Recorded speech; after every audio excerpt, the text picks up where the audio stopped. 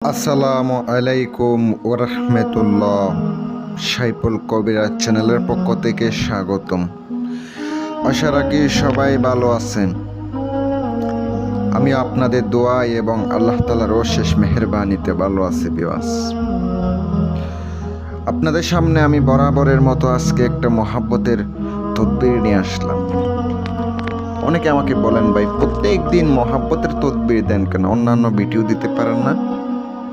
ভাই আমাকে এত পরিমাণ মেসেজ করে, যে এত পরিমাণ আমাকে কমেন্ট করে, যে অনেকে বলে আমাদেরকে ভালোবাসা তদবির জান, আমার মনে মানুষ চলে গেছে, আমার স্ত্রী চলে গেছে, আমার প্রেমিকা চলে গেছে, তাদেরকে ফিরে আনার জন্য, তাদেরকে ওখান থেকে আপনার কাছে নিয়ে আসার জন্য এটা আপনি ব্যবহার করতে পারেন। এই কবিরাজের কাছে যাওয়ার দরকার নাই, নিজের কাজ নিজে করবেন, নিজের সমস্যা নিজে সমাধান করবেন। যদি আপনারা আমার প্রতি বিশ্বাস রাখতে পারেন, আমাকে কাজ দিবেন। যদি না থাকে, আপনি নিজের কাজ নিজে করবেন। কষ্ট কেমন দেখবেন, একটা কাজ করতে কত পরিমাণ কষ্ট আপনি নিজে দেখবেন।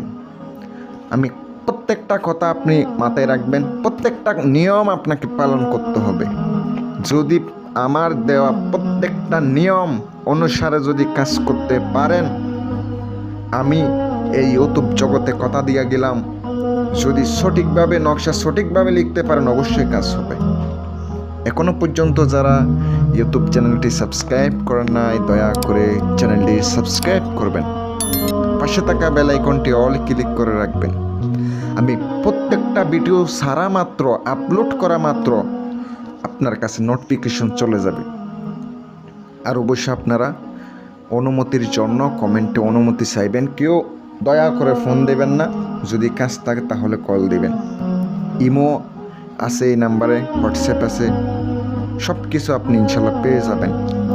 যে আপনাদেরকে নকশাটা দিছি, নকশাটি আপনাকে প্রথমত 3টা লিখিত হবে। 3টা নকশা। কয়টা? 3টা নকশা লিখিত হবে। কিভাবে লিখবেন? যারা আজকে কাজ করবেন, আজকে করবেন। নকশাটি লিখার আগে আপনাকে একটা আসন করতে হবে, বা আসন দিয়ে কাজ করবেন। যারা কবিরাজ বাইরে আছে তাদের কাছে তো আসন থাকে, ওই আসনটা আপনি জায়গা নেবেন।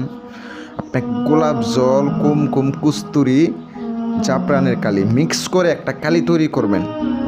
তৈরি করার পরে নকশাটি যেটা দেখতে পাচ্ছেন সাদা কাপড়ের উপরে 3টা নকশা লিখিবেন। নকশার নিচে আপনি 1, 2 দেখতে পাচ্ছেন। 1-এর ঘরে ওখানে আপনাকে নাম লিখিত হবে, প্রথম ব্যক্তির নাম। 2 যেখানে আছে ওইখানে আপনাকে দ্বিতীয় ব্যক্তির নাম লিখিত হবে। আপনার লেখা শেষ। আমি শর্টকাটে বলার চেষ্টা করতেছি, বেশি বড় করব না ভিডিওটা। আপনি নকশা লেখার আগে 11 বার দুরূদ শরীফ পড়ে নেবেন। আপনাকে লোবান, গোলমরিচ জ্বালাইয়া পহর দিয়ে আপনাকে নকশার উপরে সুন্দর করে দিতে হবে, একটা আতর লাগাই দিবেন। একটা আপনি যে স্বীকার করে, যাকে আপনি উদ্দেশ্য হাসিল করবেন, তাহার দরজার মধ্যে আপনি দাফন করে দিয়ে আসবেন। আরেকটা আপনি রাতে যাবেন, শ্মশানে যাবেন, যাওয়ার পর আপনাকে 2টা ফুল নিয়ে যাইতে হবে, শ্মশানটা জাগ্রত করে নিতে হবে। নিজের শরীরটা বন্ধ করে আপনি নকশা পুঁতে দিয়ে চলে আসবেন। আরেকটা নকশা আপনি কি করবেন, আগুনের মধ্যে গরম করবেন, আগুনের পাশে পুঁতে দিবেন, গরম হইতে থাকবে। এটা আমি বলে গেলাম, এটা আমি আপনাদেরকে দিলাম, কাজ করে দেখেন কাজ কারে কয়। শর্টপট করব, আপনি একটা কাজ না করে একটা মানুষের উপরে 2-3টা কাজ করেন, অবশ্যই কাজ হবে ইনশাল্লাহ।